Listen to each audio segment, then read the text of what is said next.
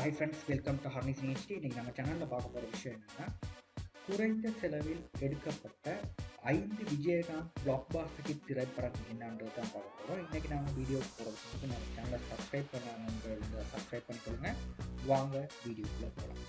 இதில் முதல் திரைப்படம் என்னன்னா, விஜயகாந்தின் 100வது திரைப்படமான கேப்டன் பிரபாகரன் என்ற திரைப்படம். இந்த திரைப்படம் 1991ஆம் ஆண்டு வெளிவந்த இந்த திரைப்படம். இது வந்து மிகவும் குறைந்த பட்ஜெட்டில் எடுக்கப்பட்ட திரைப்படம் தான்.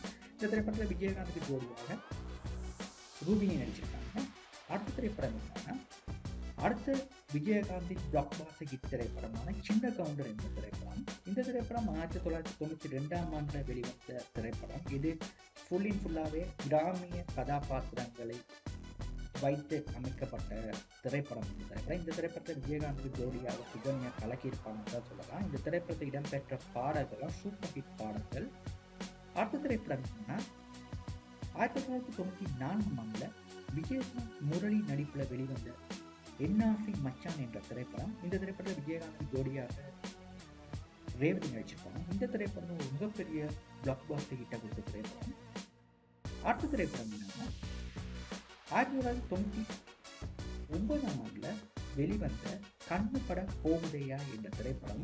இந்த திரைப்படம் அண்ணன் தம்பி கதாபாத்திரத்தை மையமாக வச்சிருந்த அதே அம்சங்களை வச்சு எடுத்துப்பட்ட இந்த திரைப்படம் ஒரு மிகப்பெரிய பிளாக் பாஸ்டர் ஹிட் கொடுத்த திரைப்படம். அடுத்த திரைப்படம் 2000ஆம் ஆண்டில் விஜயகாந்த் தேவயானி நடிப்பில் வெளிவந்த திரைப்படம் வல்லரசு என்ற திரைப்படம். போலீஸ் கதாபாத்திரத்தை மையமாக கதை அமைத்த இந்த திரைப்படமும் ஒரு மிகப்பெரிய பிளாக் பாஸ்டர் கொடுத்த ஒரு திரைப்படமாக